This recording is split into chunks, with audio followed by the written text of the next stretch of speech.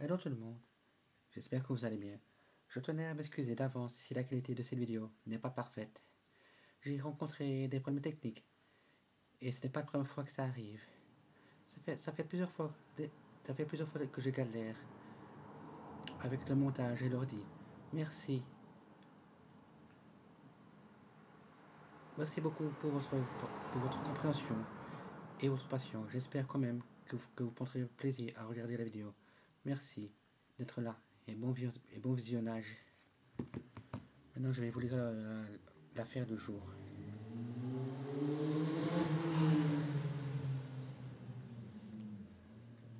Aujourd'hui, je veux vous parler d'une affaire qui m'a profondément touché. Une affaire où une jeune femme est morte, où un chien fidèle a été traité comme un monstre, et où autre chose reste floue. Je ne suis pas journaliste, je ne suis pas enquêtrice, mais je suis une personne sensible et j'ai envie de parler d'Elisa et de Curtis avec respect, avec humanité.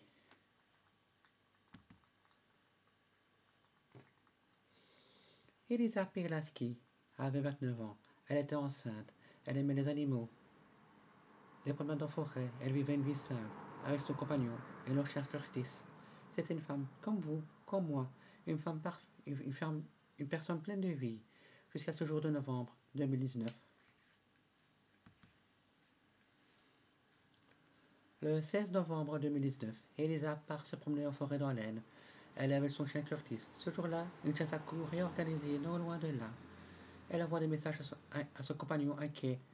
Il y a des chiens autour, ils sont agressifs. Peu de temps après, Elisa est retrouvée morte. Son corps porte de nombreuses morsures. Elle est enceinte de 6 mois. Très vite, des ombres d'ombre apparaissent.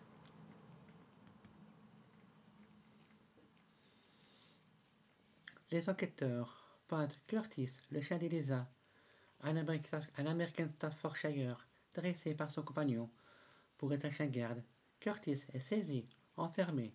Certains médias le qualifient de dangereux, mais plusieurs vétérinaires affirment qu'il était calme, sociable. Curtis aurait même tenté de défendre Elisa, et pendant ce temps, les chiens de chasse présents toujours là, très peu analysés, les propriétaires protégés. Pourquoi? L'affaire se complique, des analyses ADN sont faites, mais les résultats tardent. Plusieurs mois passent, puis des années. En 2022, un rapport conclut que Curtis serait responsable. Mais cette version divise. Beaucoup trouvent que c'est trop facile. Les chiens de chasse n'ont jamais été véritablement inquiétés. Et la justice, elle semble pencher du côté des chasseurs. Certains disent que le procureur était lui-même proche de ce milieu. Est-ce juste? Est-ce neutre?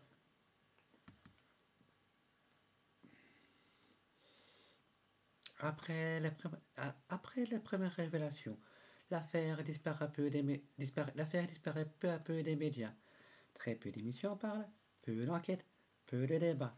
Pourtant, une femme enceinte est morte dans des circonstances troubles, et les voix qui s'élèvent pour dénoncer cela, on les accuse d'exagérer, d'être anti-chasse et émotifs en réalité.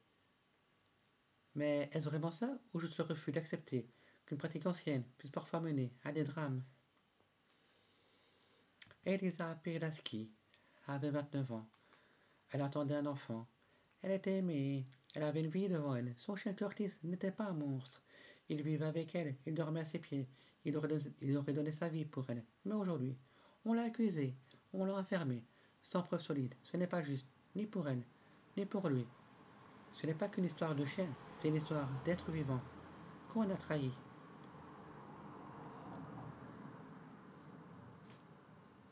Si vous aussi, cette histoire vous touche, vous pouvez laisser un mot commentaire pour Elisa, pour Curtis, pour leur mémoire.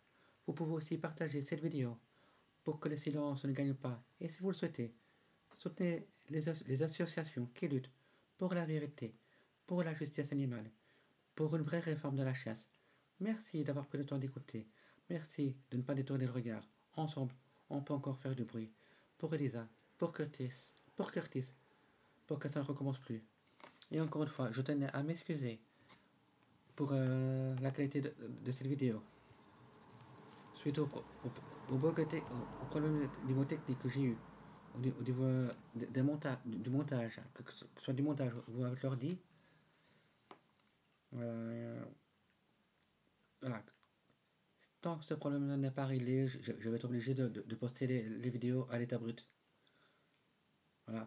En attendant, je suis sincèrement désolé si la qualité n'est pas aussi bonne qu'elle ne devrait être. Et je vous remercie pour votre compréhension.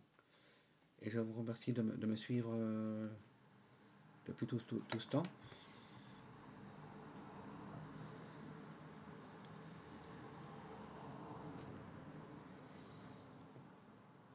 Voilà, et on se dit à la prochaine. On se dit à bientôt pour une prochaine vidéo. Là maintenant, je vais retourner la vidéo paranormale de ce mois-ci que j'avais déjà tournée, que je dois recommencer pour les problèmes que je viens d'expliquer. C'est une galère. Mais ça va aller, on va s'en sortir. On va s'en sortir. No stress. Allez, à bientôt.